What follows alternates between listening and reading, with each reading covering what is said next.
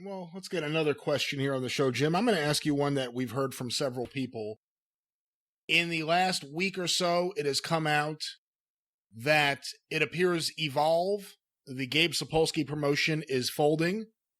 That they sent out, or Gabe sent out a message to various wrestlers in Evolve letting them know there are no future wrestling events at this time. The Facebook group has been deleted, or I don't know if it was a page or a group.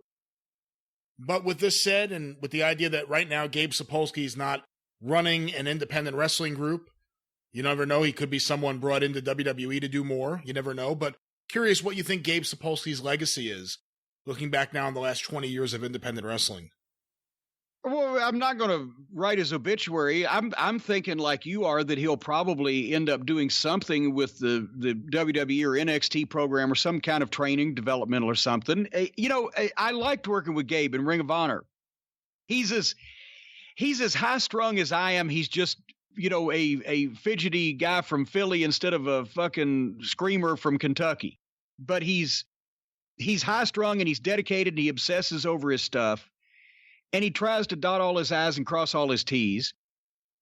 And he is always, he's always given everything he had to, his businesses, whether it be Ring of Honor or Evolve or the independent programs he's had.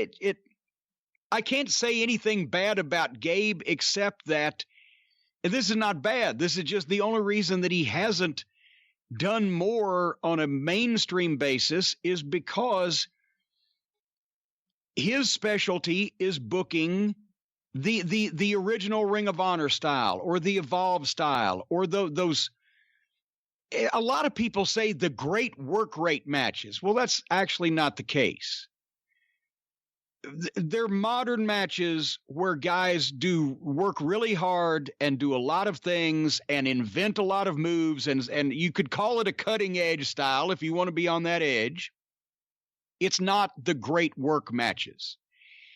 If you had somebody putting on matches with the best workers in the business and the most classic example of real competitive athletic wrestling as competition, then you'd be seeing everything look like fucking Randy Orton against Edge the other night.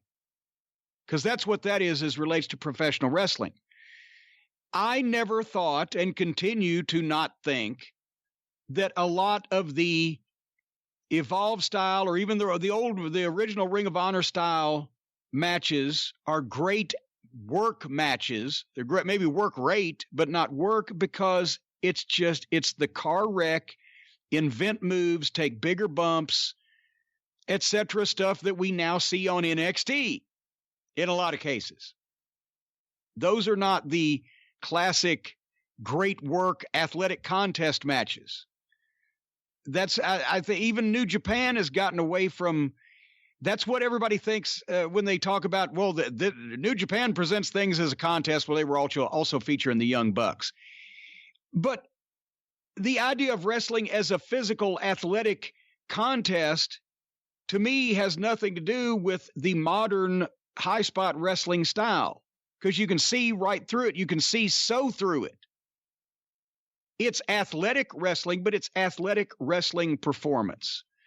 So the point is there's a limited audience for that. People who appreciate this for the art it is with a bunch of younger, smaller guys. Maybe they cut good promos, maybe they don't. They sure don't really have any experience in drawing money because they've never been put in a position.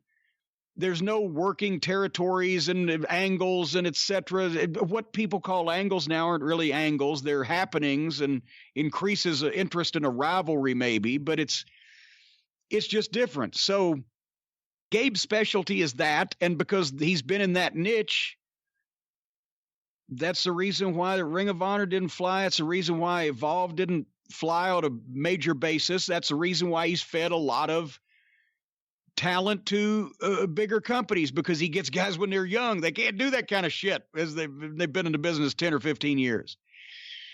And when he presents a very serious, or at least when I've been around him, presents a very serious sports-based style of, matches combined with, he tries to make people believe as best he can his rivalries, but he's still working with, it'd be like if the only booking I ever did was Ohio Valley Wrestling.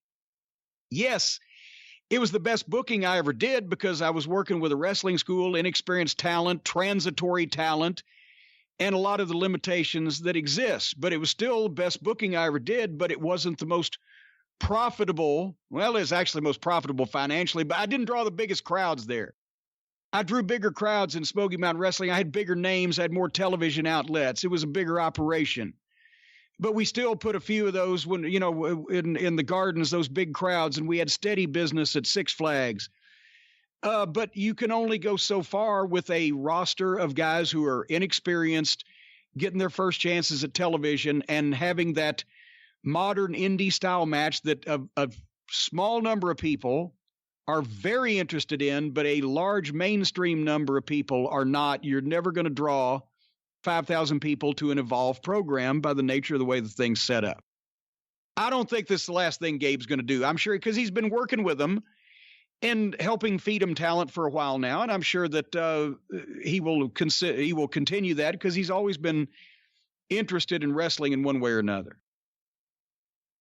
Do you think Paul Heyman will ever have another creative gig in wrestling?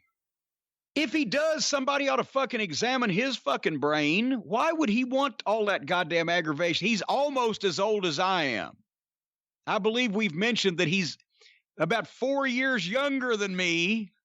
I'll just say that loud and pause again. But why the fuck would you want to put up with that headache, even at his young age?